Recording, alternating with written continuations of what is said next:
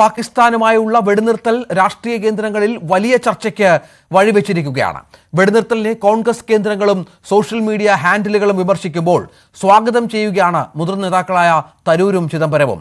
സമാധാനമാണ് നമുക്ക് ആവശ്യമെന്ന് തരൂർ MP പറഞ്ഞു.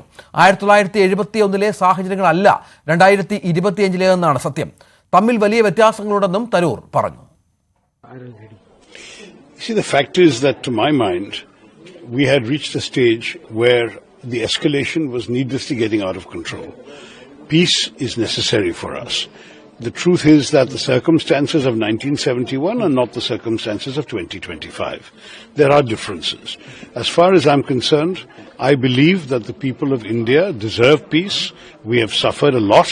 We have lost a lot of casualties. Ask the people of Poonch how many have died since this war began and the shelling from the Pakistanis. I'm not saying that we should always stop wars. When there are reasons to continue them, we should continue. But this was not a war we intended to continue. We just wanted to teach the terrorists a lesson. That lesson has been taught. I'm sure the government will continue trying to identify and track the specific individuals who did the horrors of Pahalgam. But as far as this particular conflict with Pakistan was concerned, there was no reason to risk the loss of more lives and limbs and fortunes. We need to focus on the well-being and prosperity of Indian people, of growth, development, progress. I think the peace is the right way to go at this stage. പ്രധാനമന്ത്രിയെ പ്രശംസിക്കുകയാണ് മുതിർന്ന കോൺഗ്രസ് നേതാവ് P. ചിദംബരവും. പൂർണ്ണ യുദ്ധത്തിലേക്ക് പോകാതെ കേന്ദ്രമെടുത്ത നടപടി അഭിനന്ദനീയമാണ്. വാർത്താ സമ്മേളനത്തിന് വനിതാ ഓഫീസർമാരെ നിയോഗിച്ചത് ഉചിതമായ നടപടിയാണെന്നും ഇന്ത്യൻ എക്സ്പ്രസിന് നൽകിയ അഭിമുഖത്തിൽ P. ചിദംബരം പറഞ്ഞു. അതേസമയം പ്രധാനമന്ത്രിയെ വെല്ലുവിളിക്കുകയാണ് ശിവസേന ഉദ്ധവ് പക്ഷ നേതാവ് സഞ്ജയ് റൌത്ത്. ധൈര്യമുണ്ടെങ്കിൽ പ്രധാനമന്ത്രിയുടെ സാന്നിധ്യത്തിൽ സർവകക്ഷി യോഗം ചേരണമെന്നാണ് സഞ്ജയ് റൌത്തിന്റെ ആവശ്യം. प्रेसिडेंट ट्रंप भारत को ऊपर दबाव डालकर पाकिस्तान के साथ हमारा जो संघर्ष चल रहा है वो रुकवाता है. हमारा एक संप्रभु देश है कि उसमें तीसरा कोई प्रेसिडेंट हस्तक्षेप नहीं कर सकता. ये हमारे संप्रभुता पर हमला है और ये सरकार की कमज़ोरी है मोदी की. और वार रुकवाने की ज़रूरत क्या है? हमारे 26 माताओं का, बहनों का सिंदूर वो लोगों ने नष्ट कर दिया, ख़त्म कर दिया. इसलिए तो आपने ऑपरेशन सिंदूर किया ना. आपने सिंदूर का अपमान किया. कौन सा बदला लिया आपने, मुझे बताइए. वो 6 आतंकवादी आज भी इस देश के भूमि पर छुपे हैं कि जब तक वो 6 आतंकवादी मारे नहीं जाते, वो भी दिल्ली इंडिया गेट के सामने, तब तक ऑपरेशन सिंदूर पूरा नहीं होगा. आप लीजिए ना ऑल पार्टी मीटिंग, अभी बुलाइए ऑल पार्टी मीटिंग और मोदी जी को वहाँ उपस्थित रहना चाहिए. प्रधानमंत्री भागते क्यों हैं? कौन सा देश इस संघर्ष के घड़ी में हमारे साथ खड़ा रहा विश्व का, मुझे बताइए. इतने विदेश में घूमते हैं मोदी जी, कौन सा?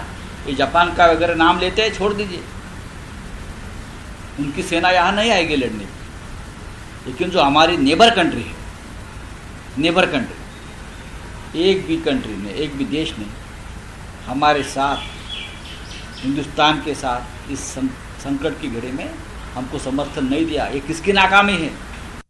വെടിനിർത്തൽ പ്രധാനമന്ത്രി മോദിയുടെ തീരുമാനമാണെന്നും മൂന്നാം കക്ഷിയല്ലെന്നും BRS നേതാവ് K. കവിത പ്രതികരിച്ചു. വിമർശകർക്ക് മറുപടിയുമായി BJPയിൽ നിന്ന് സംഘടനാ ചുമതലയുള്ള ജനറൽ സെക്രട്ടറി BL സന്തോഷാണ് രംഗത്തെത്തിയത്. ഇന്ത്യ തകർത്ത പാക് സൈനിക കേന്ദ്രങ്ങളുടെ പട്ടിക പങ്കുവച്ചാണ് BJPയുടെ മറുപടി.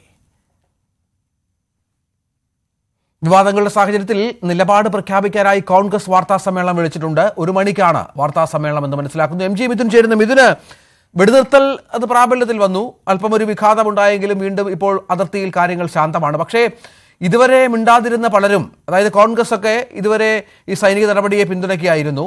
ഈ വെടിനിർത്തലുമായി ബന്ധപ്പെട്ട് അവർക്ക് ചില സംശയങ്ങളുണ്ട്. അമേരിക്ക ഇടപെട്ടോ എന്നുള്ളത് വളരെ പ്രധാനമാണ്. എന്ത് നാശനഷ്ടമാണ്, എന്ത് പ്രതികാരമാണ് ഇന്ത്യ ചെയ്തത് എന്നുള്ള ചോദ്യമുണ്ട്. കുറച്ചുകൂടി കാര്യങ്ങൾ ചെയ്യാമായിരുന്നില്ലേ എന്ന ചോദ്യം ശിവസേനയുടെ ഭാഗമായി ഉണ്ട്. അങ്ങനെ ഇനിയിപ്പോൾ രാഷ്ട്രീയ ഏറ്റുമുട്ടലിന്റെ സമയമാണോ? രഞ്ജിത്ത്, അത്തരത്തിലൊരു സാഹചര്യത്തിലേക്ക് പോകുന്നു കാര്യങ്ങൾ എന്ന് തന്നെയാണ് നമുക്ക് ഇതിലൂടെ മനസ്സിലാക്കാൻ സാധിക്കുന്നത്. കാരണം കഴിഞ്ഞ ദിവസം വൈകിട്ട് 5 മണിക്ക് ഈ വെടിനിർത്തൽ പ്രാബല്യത്തിൽ വന്നതിന് ശേഷമാണ് ഇത്തരത്തിൽ സോഷ്യൽ മീഡിയയിൽ വലിയ രീതിയിൽ വ്യാപകമായി നേതാക്കളുടെ ഭാഗത്തു നിന്നുള്ള വിമർശന ശരങ്ങൾ ഇങ്ങനെ ചെയ്തുകൊണ്ടിരിക്കുകയാണ്. അതായത് അവർ പ്രധാനമായും ചൂണ്ടിക്കാണിക്കുന്നത് ഇത്രയും വലിയ സംഘർഷമുണ്ടായി, പാകിസ്ഥാൻ പല രീതിയിൽ പ്രകോപനമുണ്ടാക്കി, പലയിടത്തും ഡ്രോണാക്രമണങ്ങൾ നടത്തുകയും ചെയ്തു. പക്ഷേ അത് ഒരു മൂന്നാം കക്ഷി എന്ന രീതിയിൽ US-ന്റെ ഇടപെടലോടുകൂടി അതിൽ ഇന്ത്യ ആ ഒരു ഇടപെടലിൽ വഴങ്ങിക്കൊണ്ട് ഈ വെടിനിർത്തൽ കരാറിനെ അനുകൂലിച്ചത് എന്ത് സാഹചര്യത്തിലാണ് എന്ന് പ്രധാനമന്ത്രി വിശദീകരിക്കണമെന്നടക്കമുള്ള കാര്യങ്ങൾ ചൂണ്ടിക്കാണിച്ചുകൊണ്ടായിരുന്നു പോസ്റ്റ്. അതിൽ പ്രധാനമായും 1971 ഇന്ത്യ പാക് യുദ്ധത്തിൽ അന്നത്തെ പ്രധാനമന്ത്രി ഇന്ദിരാഗാന്ധി സ്വീകരിച്ച നടപടി ചൂണ്ടിക്കാണിച്ച അന്ന് ഇന്ദിരാഗാന്ധി ഇതുമായി ബന്ധപ്പെട്ട പ്രസംഗിച്ച ചില ക്ലിപ്പിംഗ്സുകൾ, അതിന്റെ വാർത്താ സ്റ്റേറ്റ്മെന്റുകൾ തുടങ്ങിയ കാര്യങ്ങൾ ചൂണ്ടിക്കാണിച്ചുകൊണ്ട് അത് പോസ്റ്റ് ചെയ്തുകൊണ്ടാണ് നേതാക്കൾ ഇതുമായി ബന്ധപ്പെട്ട ആദ്യം ചർച്ചയ്ക്ക് വഴിവെക്കുകയും ചെയ്തത്. അതിന് പിന്നാലെയാണ് ശശി തരൂരിന്റെ ഒരു പ്രതികരണം വരുന്നത്. CWC അംഗം കൂടിയായിട്ടുള്ള ശശി തരൂര് പറഞ്ഞ ഒരു പ്രധാനപ്പെട്ട കാര്യം, അതായത് 1971 അന്നത്തെ സാഹചര്യവും 2025 സാഹചര്യവും തമ്മിൽ വ്യത്യാസമുണ്ട്. അന്നുണ്ടായിരുന്ന ഇന്ത്യ അല്ല ഇന്നത്തെ ഇന്ത്യ. അന്നത്തെ സാഹചര്യങ്ങൾ പലതും മാറിയിട്ടുണ്ട്. അതുകൊണ്ട് തന്നെ രണ്ടിനെയും കോർത്തിണക്കി ഒരു തരത്തിലും നമുക്ക് പറയാനാകില്ല. രണ്ട് കാര്യങ്ങളും തമ്മിൽ വ്യത്യാസമുണ്ട്. അതുകൊണ്ട് തന്നെ അത്തരത്തിലുള്ള വിവാദങ്ങളിലേക്ക് പോകാൻ പാടില്ല.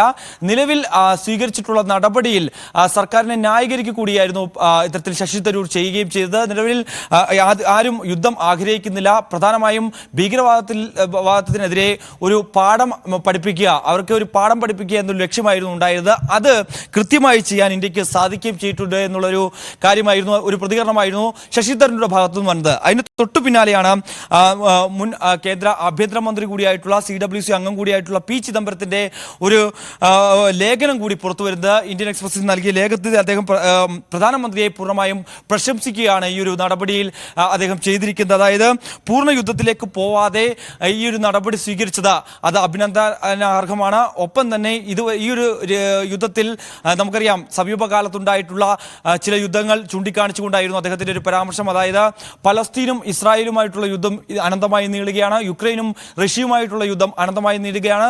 നിരവധി ആളുകൾക്ക്, ഏകദേശം ലക്ഷക്കണക്കിന് ആളുകൾക്ക് ഈ രണ്ട് യുദ്ധം കാരണം ജീവഹാനി സംഭവിച്ചിട്ടുണ്ട്. പലർക്കും വലിയ രീതിയിൽ നരകയാതന അനുഭവിക്കുന്ന സ്ഥിതിവിശേഷമുണ്ട്. അങ്ങനെ പല വാർത്തകളും ഇതുമായി ബന്ധപ്പെട്ട മാധ്യമങ്ങളുടെ പുറത്തു വന്നെന്ന് നാം കണ്ടതാണ്. അത്തരത്തിലൊരു സാഹചര്യത്തിലേക്ക് ആണവ ശക്തിയായിട്ടുള്ള രണ്ട് രാജ്യങ്ങൾ തമ്മിൽ ഇത്തരത്തിൽ പോരടിക്കുമ്പോൾ അതൊരു വലിയ യുദ്ധത്തിലേക്ക് പോവുകയാണ് എങ്കിൽ ഒരു രക്തപ്പുഴ ഒഴുകാനുള്ള സാഹചര്യമുണ്ട്. ആ ഒരു സാഹചര്യം ഒഴിവാക്കാൻ സ്വീകരിച്ച നടപടിയെ അഭിനന്ദിക്കുകയായിരുന്നു P. ചിദംബരം ചെയ്യുകയും ചെയ്ത്. അതേസമയം മറുവശത്ത് കോൺഗ്രസിനുള്ളിൽ ഈ വിഷയത്തിൽ രണ്ട് പക്ഷമുണ്ട്. നമുക്കറിയാം തരൂരും ചിദംബരവും നേരത്തെ വലിയ മോഡി വിമർശകരായിരുന്നു. ചിദംബരമൊക്കെ വലിയ തോതിൽ മോഡിയെ വിമർശിച്ചിട്ടുള്ള ആളാണ്.